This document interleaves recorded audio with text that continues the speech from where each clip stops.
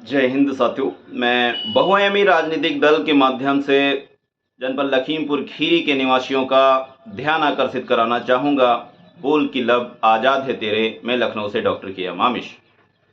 जिस तरीके से बाढ़ की चपेट लगातार हमारे तराई क्षेत्र को झेलनी पड़ती है, बदले में हजारों से लगाकर लाखों हेक्टेयर फसल की बर्बादी झेलनी पड़ती है। 400 से ज़्यादा इसी बरसात में हमारे घर तबाह और बर्बाद हो जाते हैं। हमारे जो पालन जानवर हैं वो बर्बाद हो जाते हैं, लेकिन नवनिर्वाचित सांसद विधायक चमचागिरी में व्यस्त हैं। किस तरीके से पूरे भारत ने देखा, मैलानी से गोंडा जाने वाली रेलवे लाइन का जो बाढ़ के द्वारा कटा हुआ झूला झूलते हुए आज बीजेपी योगी सरकार के द्वारा कुछ तथाकथित फंड दिया जाता है, वह भी पूड़ी खाने के लिए, लड्डू बांटने के लिए या झोपड़पट्टी बनाने के लिए या मोमिया पन्नी खरीदने के लिए। यह है इनकी रणनीति।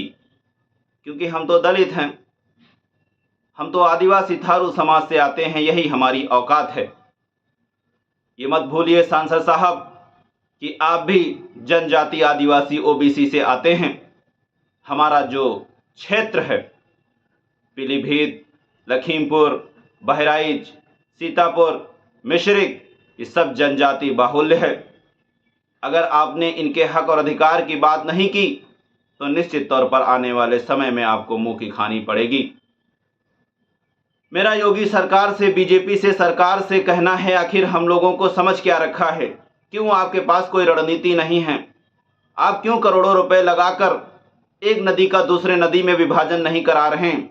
आप क्यों उच्च स्तर के जलकूप नहीं बना रहे हैं? आप उच्च स्तर के क्यों बंधा नहीं बना रहे हैं? आखिर जब हमारी लाखों हेक्टेयर फसल बर्बाद हो जाती है, जो धान चावल आसानी से मिलने वाले थे कम दाम में, वह महंगाई के चलते आसमान छूते हैं। अगर हम लाखों टन फसल बचा सकते हैं तो उसका आर्थिक स्थिति पर भी और गरीबी पर भी बड़ा असर दिखाई देगा। पर आप लोगों के पास ना तो किसी तरीके की विज्ञान दृष्टिकोण की समझ है, ना ही सदन में आप बात उठाते देखते हैं। और सच तो यह है कि आप रास्ता देखते हैं कि कोई आपदा आ जाए, बड़ा फंड आ जाए और हमारी जेबें गर्म हो जाएं। रेलवे लाइन आज तक ठप पड़ी है, आप आगे काम नहीं बढ़ा पाएं। जो रोडें बरसात में बहकर ढह गई हैं, आप रोड नहीं बना पाए। जो राजस्थान से पत्थर आके नदी के किनारे लगने थे, आप नहीं लगा पाए। जो नदी के मुहान दूसरे नदियों में जोड़ने थे, आप नहीं कर पाए।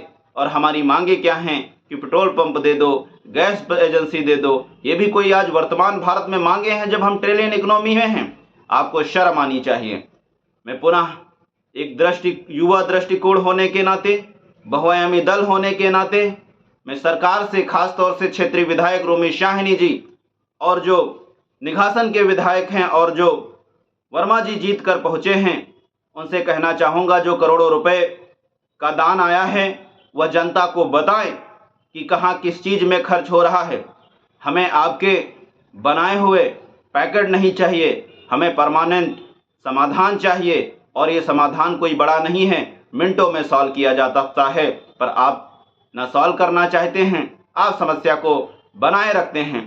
कितनी बेरहमी से, बेशर्मी के साथ हमारे योगी जी दुधवा की यात्रा तो कर लेते हैं, पर उनको बाढ़ पीड़ित क्षेत्र नहीं दिखाई देता है और आके झूठा आश्वासन देते हैं कि हम पलिया एयरपोर्ट पट्टी चला देंगे। आज जब 20 एयरपोर्ट की मान्यता हुई तो पलिया एयरपोर्ट पट्टी पर क्या काम हुआ है? क्या हमारी सरकार बताएगी? आंख में धूल झोंकना बंद करें साहब, युवा जाग रहा है और वो आपकी काली राजनीति को समझ रहा है। आने वाले समय में आपको उखाड़ फेंकेगा। युवाओं से निवेदन उठे, जागे, राजनीति में आएँ, एनजीओ सेक्टर में जाएं, अपने हक अधिकार की बात करें, विधायकों सांसदों की आंख में आंख डालकर प्रश्न करें। आखिर देश का भार हम सब युवाओं के कंधे पर है। जय हिंद, इंकलाब जिंदाबाद, सत्यमेव जयते।